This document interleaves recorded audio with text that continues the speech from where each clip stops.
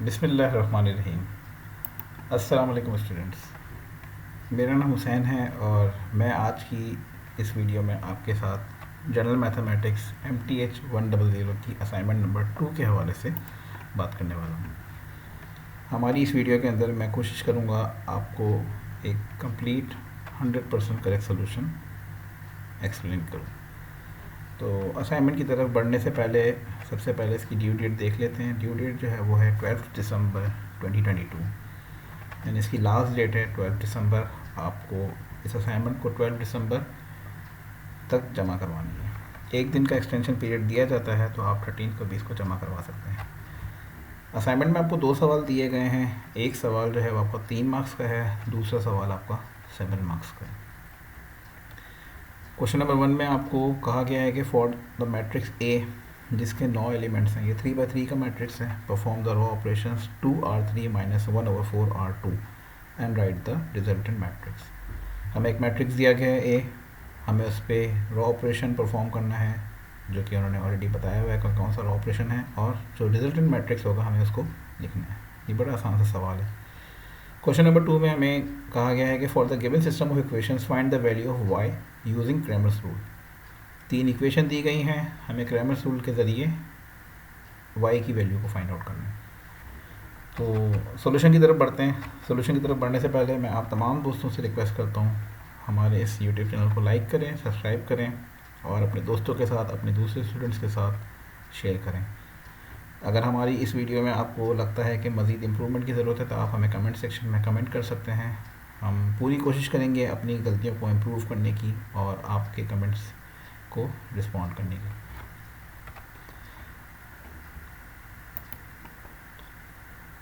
Solution की तरफ बढ़ते हैं। सॉल्यूशन नंबर 1, गिवन डेट हमें ये मैट्रिक्स ऑलरेडी गिवन था और अब हमें इस पे जो है वो रो ऑपरेशन अप्लाई करना है। तो रो ऑपरेशन कहा गया था 2R3 - 1/4R2। तो यहाँ पे हमारे पास R3 जो है उसके एलिमेंट्स हैं 1, 0 और 2।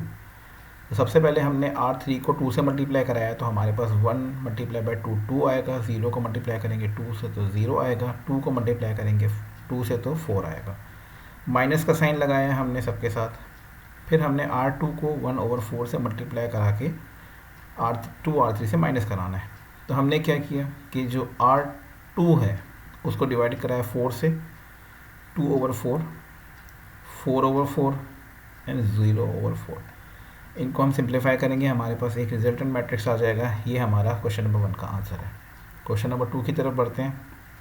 हमारे पास यहाँ पे 3 इक्वेशंस गिवन हैं और इसमें हमें y की वैल्यू फाइंड आउट करनी है थ्रू क्रैमर्स रूल।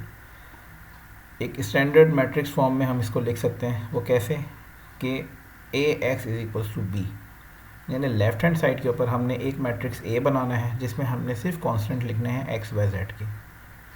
एक मैट्रिक्स X बनाना है जिसमें हमने सिर्फ वेरिएबल्स लिखना है x, y, z को, और = के बाद जो दूसरा एक मैट्रिक्स बनेगा हमारा 1/3 का, उसमें हमें 3/1 का एक मैट्रिक्स बनेगा जिसमें हम 2, 1, 3 को लिखेंगे। ठीक है, राइट हैंड साइड पे जो हमारे कांस्टेंट्स या इसको एलिमेंट्स कह सकते हैं। अब हमें सिर्फ y की वैल्यू फाइंड आउट करनी है। तो y का जो फॉर्मूला है वो ये है कि y = Δy/Δa, यानी determinant of y over determinant of a। तो हमने यहाँ पे सबसे पहले determinant of a find out करना है। Determinant of a find out करने का तरीका ये है कि जो भी a के एलिमेंट्स थे हमने उनको लिख दिया है। यहाँ पे मैट्रिक्स कॉलम जो बना हुआ है वो मैट्रिक्स कॉलम नहीं बनेगा, यहाँ पे एक मोड का जो कॉलम बनता है वो इस तरह का बनेगा। ठीक है, इसको निकालने का तरीका ये है कि हमने सबसे पहले क्या करना है कि 2 को लिखना है यहाँ पे, यानी कि फर्स्ट रो के फर्स्ट एलिमेंट को हमने यहाँ पे लिखना है, उसके करस्पोंडेंस रो, उसकी करस्पोंडेंस कॉलम को हमने जब स्किप कर देना है। जो बाकी एलिमेंट्स हैं उनको हमने डायगोनल के अंदर मल्टीप्लाई करा के माइनस कराना है, यानी कि 3 1 = 3 आया, -1 1 = 1 तो 1 आया। अब हमने दूसरे एलिमेंट की तरफ जाना है, 3 लिखेंगे। अब आप यहाँ देख रहे होंगे कि यहाँ पे माइनस साइन है। तो ये डिटर्मिनेंट के एक फार्मूला होता है कि सबसे पहला एलिमेंट जो है वो प्लस में आएगा, दूसरा एलिमेंट माइनस में आएगा, तीसरा एलिमेंट फिर प्लस में आएगा, अगर चौथा एलिमेंट है तो वो फिर माइनस में आएगा। इस तरह से ही चलते हैं। तो दूसरे एलिमेंट की हम बात करें तो यहाँ पे हमने 3 लिखा हुआ है, लेकिन माइनस के साथ 3 लिखा हुआ है। इसके करस्पॉन्डेंस रो और कॉलम को हम स्किप कर देंगे। डायगनल के अंदर इनको मल्टीप्लाई करेंगे, 1 1 ज़ा 1 माइनस 1 3 ज़ा 3। इसी तरीके से थर्ड एलिमेंट की तरफ जाएंगे, उसको हमने प्लस के साथ लिखा हुआ है, और यहाँ पे हमने लिखना है 1 1 ज़ा 1 1 और 3 3 ज़ा 9, माइनस के साथ 9 आएगा। इनको हमने सॉल्व करना है, हमारे पास डिटरमिनेंट ऑफ ए की वैल्यू आ जाएगी 2। As we need to find out the value of y only and y is equals to delta y over delta a, so now we will calculate delta y only।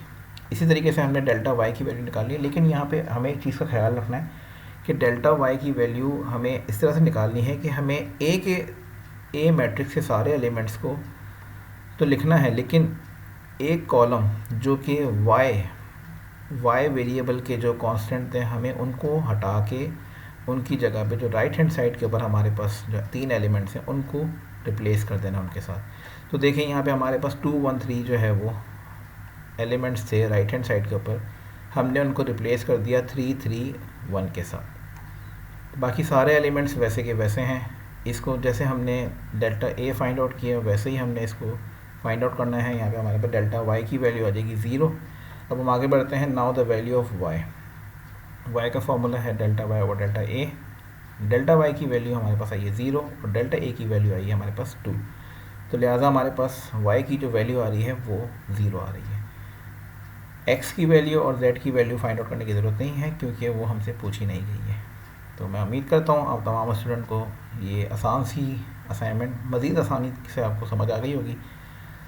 तो आपसे गुजारिश है आप हमारे channel को like करें, subscribe करें और अपने दोस्तों के साथ शेयर करें।